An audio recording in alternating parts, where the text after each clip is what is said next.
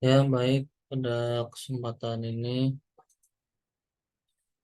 saya akan menjelaskan hasil presentasi dari kelompok 2 dengan implementasi mengenai pendidikan. Ya, sebelumnya saya menyapa kepada terhormat dosen data science Bu Heni beserta rekan-rekan sekalian. Ya, eh, perkenalkan, nama saya Feby Hidayatullah dengan NIM 2104010770039. Di sini saya akan mempresentasikan implementasi data science dalam bidang pendidikan. Nah, next. Nah, permasalahan dalam pendidikan. Ini saya simpel menjelaskannya saja ya. Permasalahan dalam pendidikan, rendahnya tingkat kelulusan. Nah, ini berdasarkan data UNESCO tahun 2020 hanya sekitar 77%. Berikutnya, kesenjangan hasil belajar. Data PISA menunjukkan bahwa ada kesenjangan yang signifikan dalam hasil belajar siswa di berbagai negara. Terus tantangan personalisasi pembelajaran. Data statistik dari Kemendikbud Indonesia menunjukkan bahwa dalam kelas dengan jumlah siswa yang besar, personalisasi pembelajaran menjadi sulit dilakukan. Nah, rasio daerah masih tinggi mencapai 1 eh, 1:30 lebih. Next. Nah, ini untuk relevansi data science. Dia ada analisis data yang komprehensif, pengambilan keputusan berbasis bukti, dan personalisasi pembelajaran yang efektif. Next, untuk data science, ya ada beberapa bidang nih yang melibatkan proses ekstraksi dan analisis data untuk menghasilkan wawasan dan pengetahuan yang akurat.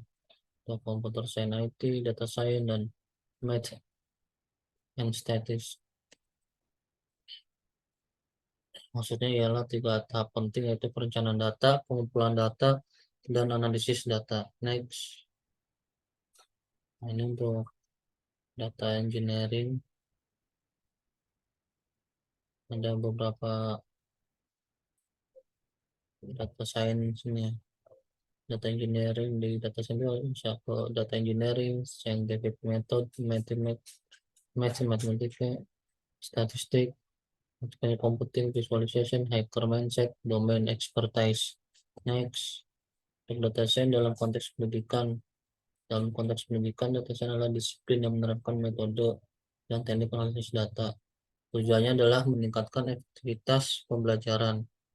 Next, tujuan data science dalam pendidikan ialah memberikan wawasan yang meningkatkan kualitas pendidikan dan pengambilan keputusan di bidang pendidikan, terus mengidentifikasi tren, pola, dan keterkaitan yang dapat membantu dalam kebijakan pendidikan yang lebih efektif. Next, alur belajar data science.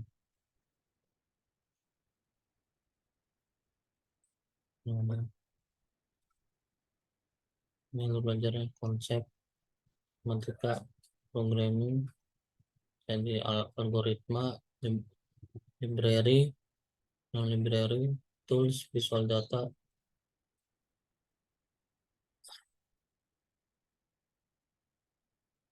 Ini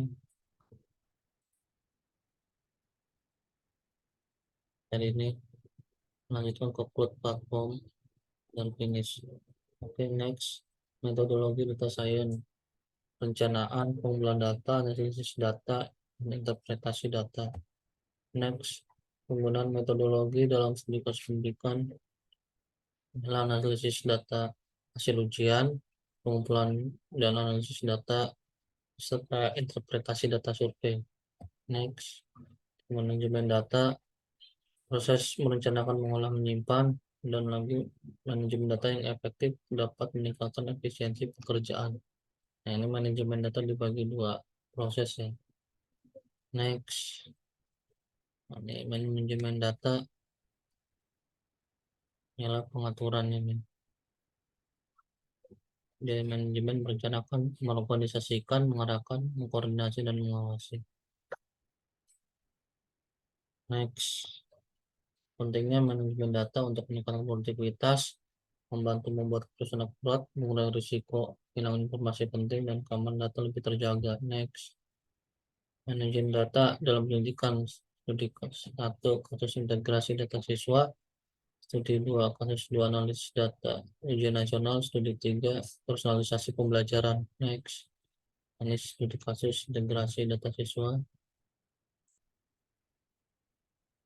Dia ada deskripsi, penjelasannya, manfaat, penjelasannya, dan tantangan. Berikut penjelasannya juga. Next, studi kasus 2, analisis data ujian nasional. Nah, ini ada poin-poin deskripsi. Terus yang selanjutnya manfaat dan tantangan. Ini penjelasannya. Next, studi kasus 3, personalisasi pembelajaran. Deskripsi menggunakan data siswa, tantangannya mengumpulkan data yang relevan dengan program tinggi, manfaat meningkatkan keterlibatan siswa, efektivitas pembelajaran. Next, desain bagi pendidikan. Nah, untuk desain bagi pendidikan itu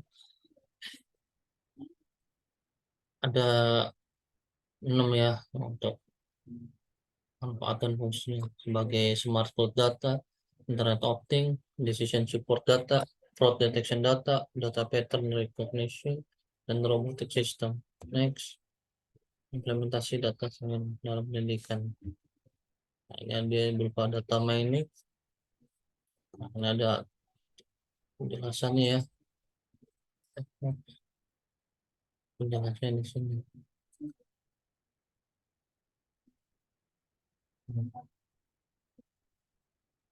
Dengan data mining, ada tujuannya untuk menggunakannya dan prosesnya. Next,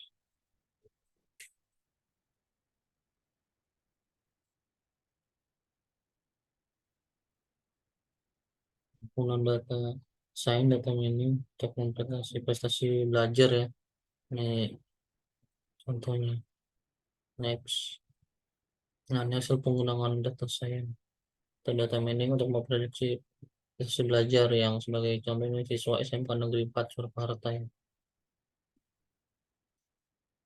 Next, terus perguruan sistemik Hang Tua kan baru contohnya juga nih penerapannya.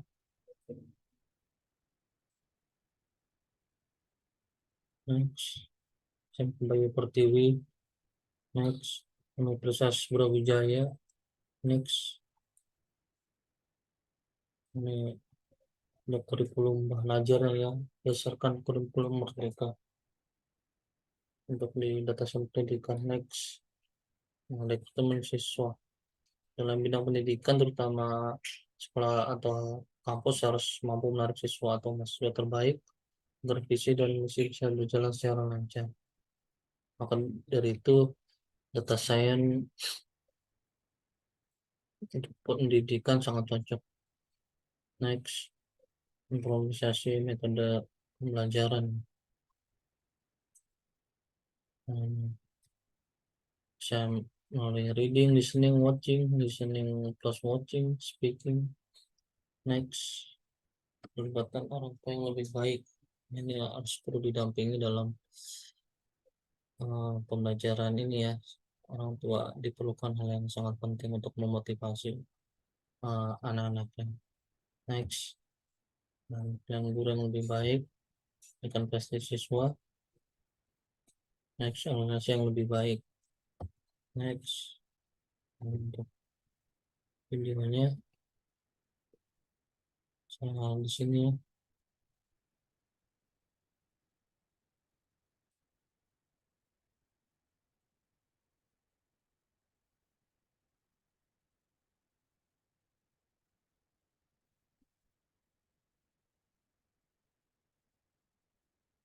Nah, ini untuk videonya.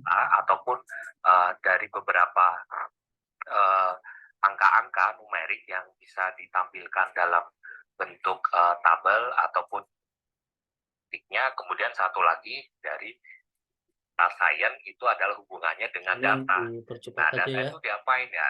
Pasti kita mau petakan, biar simple aja. kemudian itu pasti ke Nah, ini depan penggunaan akan data science. membutuhkan yang namanya data science, karena kita tahu sekarang sudah eranya di MBKM itu kan Dan di dunia teman-teman sudah data, bisa data belajar science-nya, giat, dan juga kalau misalkan pengembangan nanti big ada data, hasil akhirnya itu mau seperti data yang science sesuai data dengan pendidikan, permintaan user atau tidak di sini.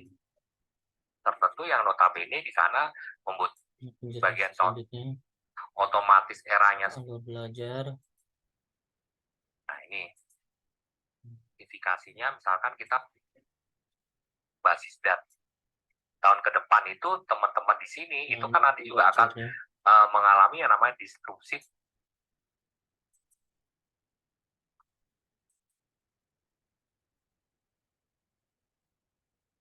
Ntar S1-nya lanjut di informatika Pancasila aja nanti.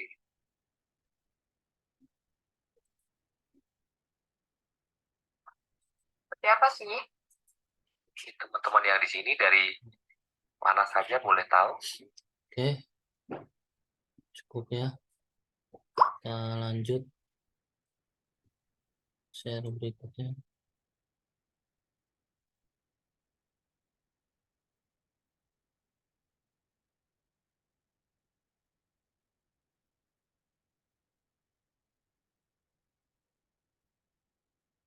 Kesimpulannya, peran penting data science dalam pendidikan memungkinkan institusi pendidikan membuat keputusan berdasarkan bukti, terus kedua meningkatkan pemahaman tentang performa siswa, tiga mengidentifikasi kesenjangan dalam prestasi dan merancang intervensi tepat waktu. Manfaat data science dalam pendidikan: satu, memanfaatkan potensi data untuk mengatasi permasalahan; dua, meningkatkan pengambilan keputusan; tiga, mempersonalisasi pengalaman pembelajaran untuk setiap individu. Oke, demikian dari saya. Semoga apa yang disampaikan mengenai implementasi data science pendidikan bermanfaat bagi semuanya. Oke, cukup sekian dari saya. Kurang lebihnya mohon maaf. Assalamualaikum warahmatullahi wabarakatuh, dan tetap semangat.